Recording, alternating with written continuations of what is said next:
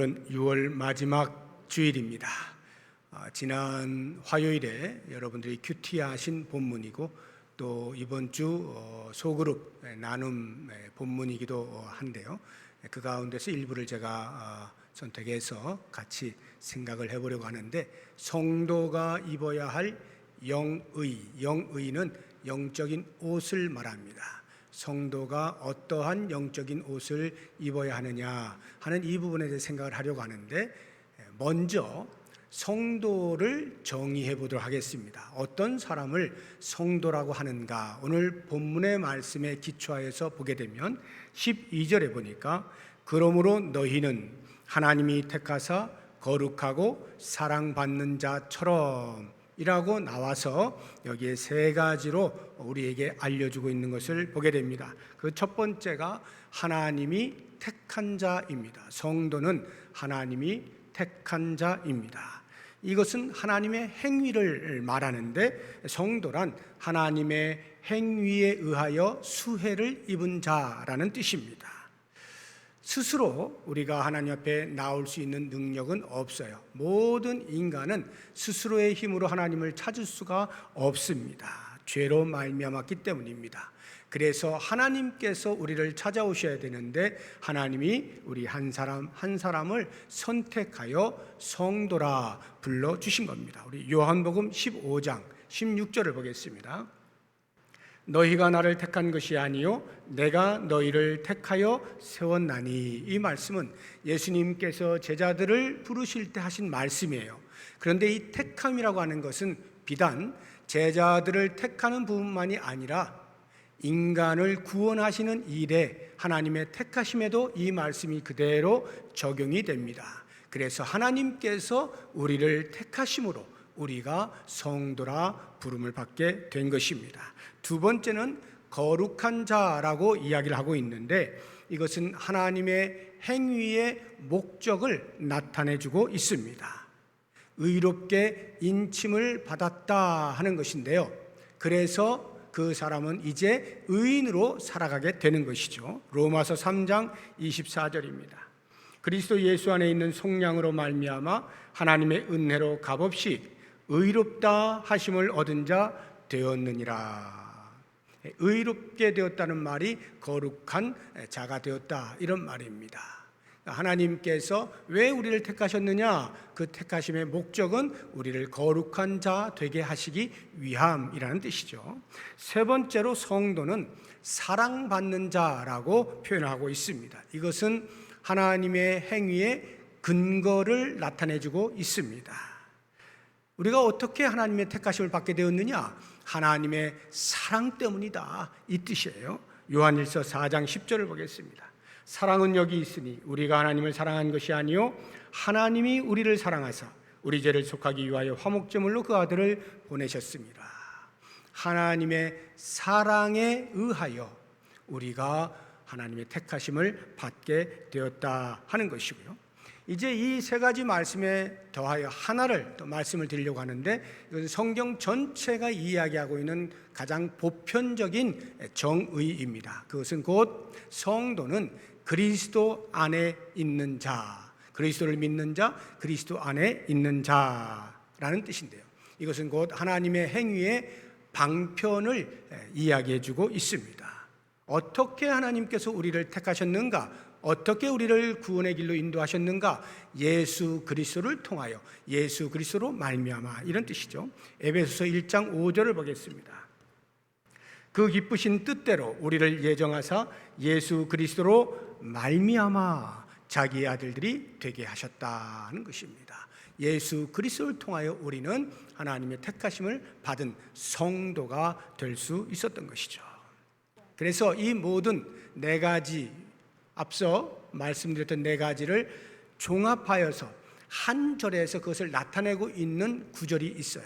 에베소서 1장 4절 말씀입니다. 우리 다 같이 한번 읽어보겠습니다. 곧 창세전에 그리스도 안에서 우리를 택하사 우리로 사랑 안에서 그 앞에 거룩하고 흠이 없게 하시려고. 이 말씀을 가만히 보시게 되면 우리를 택하사라고 하는 이 하나님의 행위, 하나님이 우리를 택하셨어요. 이 행위에 앞에 보시면 창세전에 그리스도 안에서 해서 그 행위의 방편을 이야기해 주고 있습니다. 그리스도로 말미암아. 그리고 계속 보여주세요.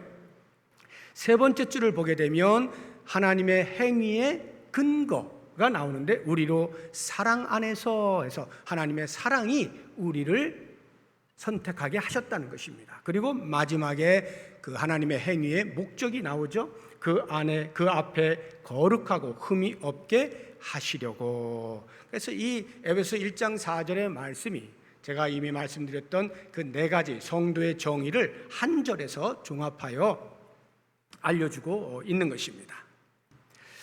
이제 제가 오늘 말씀의 제목을 성도가 입어야 할 영의라고 해서 옷에 대한 이제 말씀을 드리려고 하는데, 그렇다고 하면 지금 이 사도 바울이 소개한 성도의 정의를 우리가 알고, 그리고 이제 제가 성도의 정의를 좀 다르게 옷과 관련해서 한번 드려보도록 하겠습니다. 옷의 이미지를 통하여 성경이 우리에게 말하고 있는 성도는 어떤 사람이냐? 첫 번째, 성도는 새 사람을 입은 자입니다.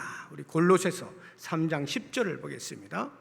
새 사람을 입었으니 이는 자기를 창조하신 이의 형상을 따라 지식에까지 새롭게 하심을 입은 자니라 해서 새 사람을 입었다, 이런 표현을 쓰고 있는데요, 이것을 좀 더 쉽게 표현하면 고린도후서 5장 17절에 이렇게 표현하고 있습니다. 그런즉 누구든지 그리스도 안에 있으면 새로운 피조물이라. 새로운 피조물, 새 사람, 그것을 입었다, 이렇게 옷으로 비유해서 말씀을 하고 있는데요, 또 다른 하나를 보게 되면 성도는 그리스도로 옷 입은 자입니다. 우리 갈라디아서 3장 27절을 보겠습니다.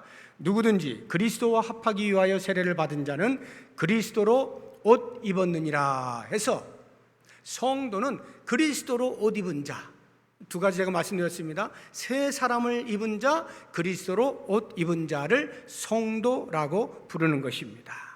그러면 오늘 본문 12절을 다시 보십시오. 그러므로 너희는 하나님이 택하사 거룩하고 사랑받는 자처럼 했을 때 이것이 성도 아닙니까? 그럼 이 성도가 새 사람을 입었고 그리스도로 옷 입은 자라 했을 때 그러한 자이기 때문에 그 다음 말씀을 보시게 되면 12절 뒷부분에 긍휼과 자비와 겸손과 온유와 오래 참음을 옷 입어라, 이렇게 말씀을 하고 있어요. 성도는 그리스도로 옷 입은 자예요. 새 사람을 입은 자예요. 그런데 또 이렇게 긍휼과 자비와 겸손과 온유와 오래 참음을 옷 입어라 해서 두 가지 종류의 옷을 이야기하고 있는 것을 볼 수가 있습니다. 성도는 그리스도로 옷 입어야 하고, 또한 이렇게 이야기하고 있는 대로 겸손과 온유와 자비와 긍휼과 오래 참음의 옷을 입어야 돼요. 이 두 가지 옷을 입어야 한다는 것을 알 수가 있습니다. 그러면 어떤 옷들이기에 이게 두 가지 다른 종류를 이야기하느냐? 앞서 이야기하고 있는 그리스도로 옷 입었다라고 할 때 이 옷은 성도의 신분을 나타내는 옷이에요. 신분의 옷이라고 할 수가 있습니다.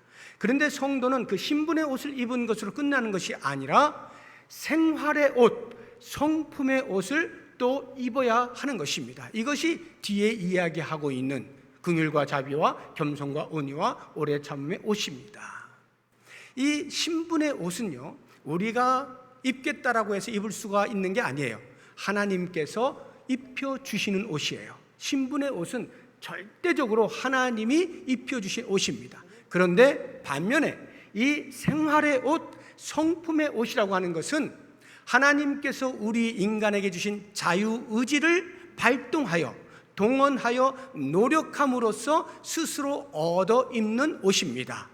물론 성령 하나님께서 우리 안에 내주하셔서 우리로 하여금 그와 같은 성품의 옷을 입을 수 있도록 적극적으로 지원하시고 도와주시죠. 그럼에도 불구하고 거기에는 우리 인간의 자유의지가 필요해요. 노력이 필요하다라고 하는 것입니다. 왜 그러냐? 비유를 들어서 제가 말씀을 드리면, 죄를 지은 사람이 교도소에 갔어요. 이제 모든 죄값을 다 치렀습니다. 형기를 마치고 이제 교도소에서 나와서 사회로 진출을 하게 되어지면 어느 누구도 죄수복을 입지 않습니다. 죄수복을 벗어버리고 사회인의 옷을 입고 나오게 되어 있어요. 우리가 보통 뭐 사제 옷 이렇게 이야기하는데 사제 옷을 입고 사회로 나옵니다. 그런데 그 사람이 사회의 옷을 입었다라고 해서 곧바로 즉각적으로 정상적인 사회생활을 할 수 있느냐? 그렇지 않습니다. 워낙에 옛 성품이 남아있기 때문에 그것대로 살고자 하는 유혹이 끊임없이 있기 때문에 비록 사회의 옷을 입었다 할지라도 정상적인 사회인으로서의 생활을 하기 위하여서는 자기의 의지가 발동돼야 돼요. 노력을 해서 옛 길로 가지 아니하고 보통 사람들이 사는 그러한 삶으로 계속 살아내는 애씀을 해야 되는 것이죠. 마치 그와 마찬가지로 우리가 예수 그리스도로 옷 입었다 할지라도 곧바로 예수 그리스도의 성품을 그대로 닮을 수 있는 게 아니란 말이죠. 시간의 흐름이 필요해요. 그 가운데서 계속 그리스도를 닮아가고자 하는 노력을 해 나갈 때 그리스도의 성품의 옷을 입을 수 있게 되는 것입니다. 그러면 이렇게 그리스도의 성품이라고 하는 옷을, 영의를 입기 전에 먼저 해야 할 일이 있는데, 선행되어져야 할 일 또는 동반해서 해야 할 일이 있어요. 그것은 옛사람을 벗어버리는 거예요. 옛 성품을 벗어버리는 것입니다. 우리 골로새서 3장 5절을 보시면 이렇게 표현이 되어 있어요. 그러므로 땅에 있는 지체를 죽이라. 곧 음란과 부정과 사욕과 악한 정욕과 탐심이니 탐심은 우상숭배니라 해서 땅에 있는 지체를 죽이라 이야기합니다. 옛사람의 옷을 벗어야 된다는 거예요. 좀 더 자세하게 설명해 놓은 것이 8절과 9절에 나옵니다. 이제는 너희가 이 모든 것을 벗어버리라. 곧 분함과 노여움과 악의와 비방과 너희 입에 부끄러운 말이라. 너희가 서로 거짓말을 하지 말라. 옛사람과 그 행위를 벗어버려라. 이렇게 이야기하는 거예요. 그러니까 새 사람의 옷을 입은 사람이 그리스도의 성품이라고 하는 옷을 입기 위하여 먼저 해야 될 것은 옛사람의 옷을 벗어버리는 거예요. 만약에 우리가 어느 한 부분에 신체에 상처가 생겼다고 하죠. 그럼 그 상처에 고름이 납니다. 치료를 할 때는 고름을 먼저 제거하고 그 위에 치료를 하게 되어 있죠. 어느 누구도 고름이 있는 그 상태 그대로 둔 채 그 위에다가 빨간 약 바르는 사람 없습니다. 우리가 가을이 되면 농작물 수확을 합니다. 수확 저절로 되는 거 아니죠. 여름 내내 계속 김매기를 해야 되는 거예요. 풀을 뽑아 주어야 되는 거예요. 그래야 열매를 맺을 수가 있는 것입니다. 거지가 왕의 부름을 받고 왕자의 신분으로 바뀌었다고 할 때 누더기 옷을 입은 채 왕궁에 들어가서 그 위에다가 왕자가 입는 옷을 덧입지 않습니다. 이 누더기 옷을 벗어버리고 그리고 왕자의 옷을 입는 것이죠. 항상 그리스도인 된 자들은 그리스도의 성품을 닮아가기 위하여 먼저 우리의 옛사람의 옛 성품에 익숙해져 있는 그 죄된 모습들을 하나씩 끊어가야 하는 것입니다. 제가 이미 앞서서 비유로 말씀드린 것처럼 형기를 마치고 사회에 나온 그 사람이 정상적인 사회생활을 하기 위해서 과거에 늘 만나서 그 죄를 짝하였던 그런 친구 더 이상 만나면 안 되죠. 끊어야 되는 겁니다. 그러한 죄에 다시 빠지기 쉬울 만한 어떤 상황이나 환경으로부터 벗어나야 되는 거예요. 끊임없이 찾아오는 내면의 유혹으로부터 벗어나고 그러면서 정상적인 사회생활을 하나씩 익히고 배우면서 그렇게 살아갈 때 가능성이 있는 것이죠.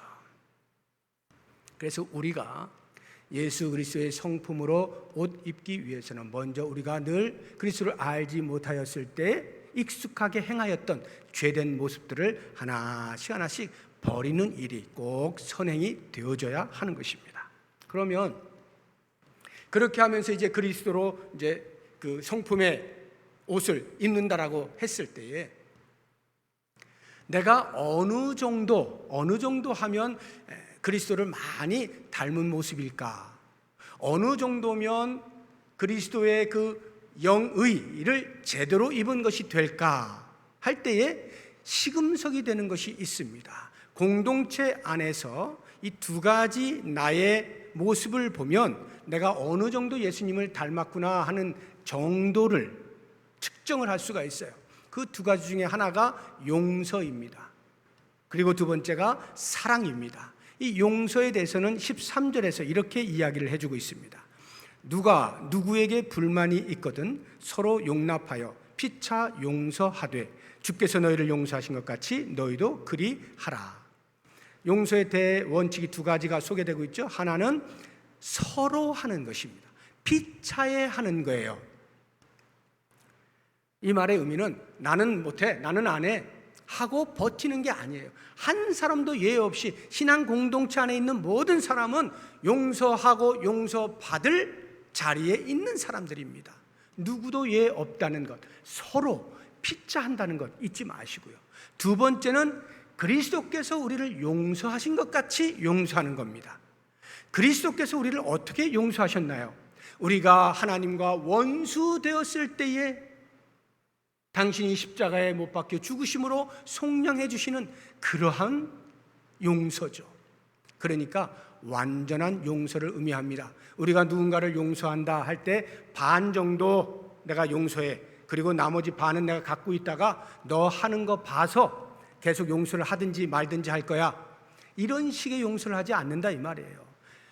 공동체 안에서, 우리 신앙 공동체 안에서는 용서를 할 때 완벽하게 용서를 하는 거예요. 그와 같은 용서의 내용을 가지고 내가 예수 그리스도의 성품에 이만큼 닮아가고 있구나 하는 것을 알 수 있어요. 무슨 말이냐? 용서가 잘 안 돼요, 내 마음에. 저 사람 미워, 도저히 내 이 분노를 사귈 수가 없어. 이런 것들이 자주 빈번하게 일어나면 그 사람은 아직 그리스도의 성품의 옷을 제대로 입은 게 아니에요. 그러니까 닮아가는 그 정도가 아직 저 밑에 있다 이 말이에요. 그런데 이런 용서가 말씀드린 대로 피차에 용서하는 것들을 늘 시행하고 그리스도께서 나를 용서해 주신 것을 생각하면서 그와 같은 마음으로 완전하게 용서하고자 하는 이러한 것들이 자연스럽게 되어지면 그 사람은 상당히 그리스도의 성품을 담는 데 높은 수준에 이르렀다 스스로 판단을 할 수가 있어요. 또 한 가지 우리가 볼 수 있는 것이 사랑인데요, 이 사랑은 14절에 나옵니다. 이 모든 것 위에 사랑을 더하라, 이는 온전하게 매는 띠니라 이렇게 됐죠. 이 모든 것이 뭡니까? 앞서 이야기한 그리스도의 성품으로 나타나는 그런 옷들이죠. 자비나 긍휼이나 겸손이나 온유나 오래 참 이와 같은 것도 그 이상도 더 많이 있죠. 그 모든 성품들, 그것 위에 사랑을 더하라는 거예요. 왜냐? 이 사랑이라고 하는 것이 그것들을 온전하게 하나로 묶어주는 띠다, 이렇게 이야기를 하고 있는 것입니다. 도대체 이게 무슨 말일까?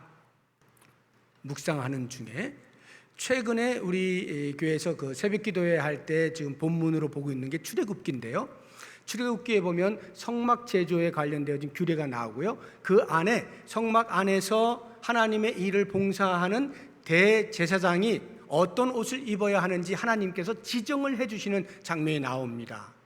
아무 것이나 입고 할 수가 없어요. 하나님이 정확하게 이러한 옷을 입고 지성소에 들어와서 수행을 해라, 이렇게 말씀해 주시거든요. 그 대제사장이 입어야 할 옷이 네 종류로 나옵니다. 네 종류라고 하면 네 겹으로 입는다 이 말이에요. 제일 속옷부터 이야기하면 맨 처음에 속바지를 입습니다. 속바지는 오늘날 반바지라고 생각하시면 되겠어요.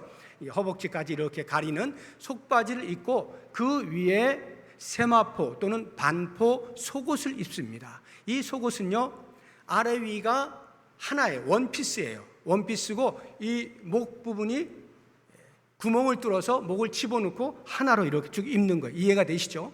그렇게 입어요, 발목까지 오도록. 그리고 그 위에 겉옷을 입는데 이 겉옷을 에봇 받침 겉옷이라고 불러요. 이제 그렇게 부르는 이유가 있는데, 아무튼 겉옷도 똑같이 목을 이렇게 집어넣고 원피스로 똑같이 입어요. 한 종아리 정도까지 이렇게 내려오는 그 옷을 입습니다. 그리고 그 위에 에봇이라고 하는 옷을 입어요.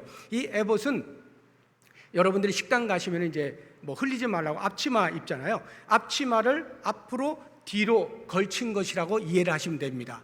그리고 그 앞뒤에 있는 것을 이어주는 어깨끈을 양쪽으로 이렇게 묶어요. 그게 에봇이에요. 그리고는 그 에봇 위에다가 판결을 위한 흉패를 붙입니다. 거기에 우림과 둠밈이 들어가 있죠. 이런 상태에서, 물론 이제 머리에 관도 쓰고요, 이런 상태에서 가는데 거기에 아주 중요한 것 하나가 있어요. 근데 성경에는 그냥 흘러가듯이 아주 짧게 언급을 해 놓은 것인데요, 그것을 한번 찾아보겠습니다. 출애굽기 28장 39절입니다. 너는 가는 배실로 반포 속옷을 짜고 가는 배실로 관을 만들고 그 뒤에 보시면 띠를 수놓아 만들지니라 해서 띠 이야기가 나오잖아요. 이 띠가 허리띠를 말하는 거예요. 그러면 대제사장이 원피스를 입고 있는데, 속옷이며 겉옷이며, 이것을 띠를 두르지 않은 채 만약에 들어가서 어떤 수행을 한다라고 하면 이것이 헐렁펄렁거리니까 효과적으로 수행하기가 어렵겠죠. 불편한 거예요.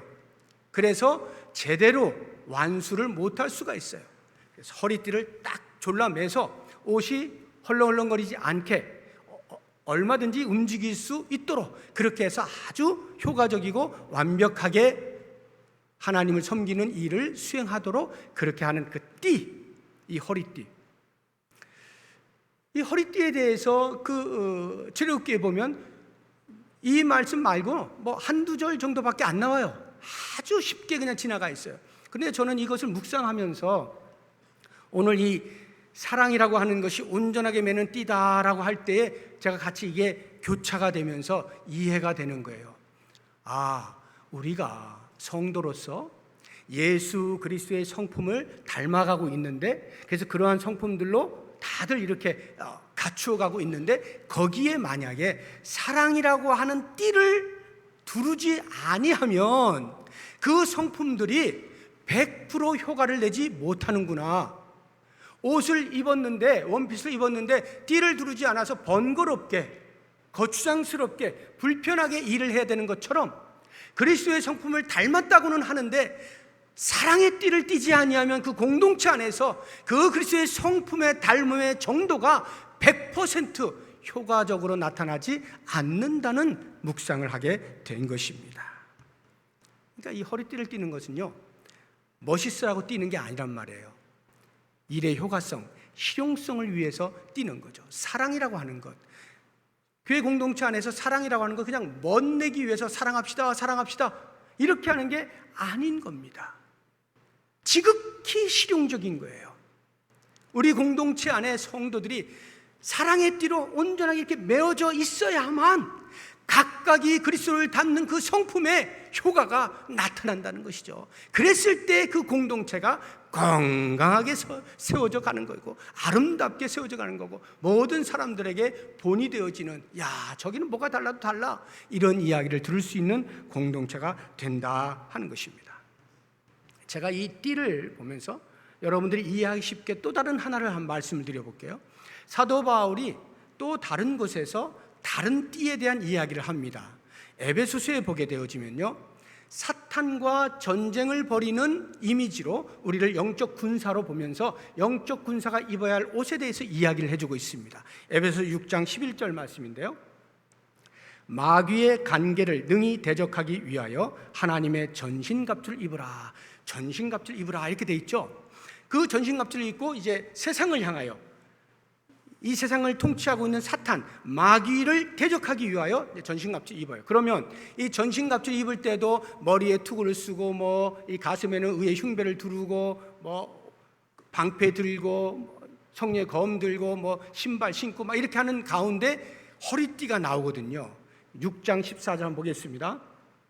그런즉 서서 진리로 너희 허리띠를 띠고, 진리로 허리띠를 띠래요. 앞서 공동체 안에서 성도들이 그리스도의 성품을 닮아가면서 사랑이라고 하는 것으로 띠를 띠어야 되는데, 밖을 향하여 사탄과 싸울 때에는 사랑의 띠를 띠지 않습니다. 진리로 띠를 띠게 돼 있어요. 왜 그럴까요? 사탄하고는 사랑할 필요가 없다는 거예요. 사탄은 우리가 공격해야 될 대상이에요. 넘어뜨려야 할 대상이에요. 그러면 사탄이 우리에게 어떤 식으로 공격해 옵니까? 진리를 왜곡하잖아요. 진리를 변질시키잖아요. 그래서 그것으로 인하여 혼란을 야기시켜가지고 무너지게 만드는 작전 아닙니까? 그러니 그러한 사탄에 대해 우리가 공격을 할 때에는 당연히 진리로 단단하게 허리띠를 띠고 공격을 해야 되는 거죠. 그래야 사탄이 물러가는 거예요. 그런데 공동체 안에서는 모두가 한 성령을 모시고 있고 한 하나님을 섬기고 있고 한 믿음, 한 진리를 가지고 있는 사람들이죠. 그렇기 때문에 공동체 안에 있는 성도들은 진리로 허리띠를 띠는 것이 아니라 사랑으로 허리띠를 띠어야 되는 거예요. 사랑의 띠를 띠어야 되는 거예요. 성도들은 공격의 대상이 아니라는 말입니다. 서로 용납하고 받아주고 사랑할 대상인 것이지 서로 으르렁거리고 싸우는 대상이 아니라는 것 잊지 마십시오. 그래서 오늘 말씀을 전체적으로 종합하면 우리가 옷을 입는데 두 가지를 해야 돼요. 첫째는 영의를 입는 거예요. 예수 그리스도의 성품, 그 성품을 닮아가기 위해서 끊임없이 날마다 수고해야 된다, 애써야 된다라고 하는 것이고, 또 다른 하나는 그 그리스도의 성품을 닮아가는 것을 사랑이라고 하는 띠를 통하여 증명을 해내는 것이에요. 공동체 안에서 피차의 용서와 사랑을 통하여 우리가 이만큼 그리스도의 성품에 도달하였습니다 하는 것을 계속해서 증명하며 살아가는 것이 우리의 모습이어야 한다 하는 것 꼭 기억하시면서 이러한 노력들을 통해서 우리 부평 동북교회가 이 땅에 있는 동안에 하나님께서 크게 웃으실 수 있는, 흐뭇해 하실 수 있는 아름답고 건강한 공동체를 세워갈 수 있기를 주의 이름으로 축복합니다. 기도하겠습니다. 하나님 아버지, 우리 교회가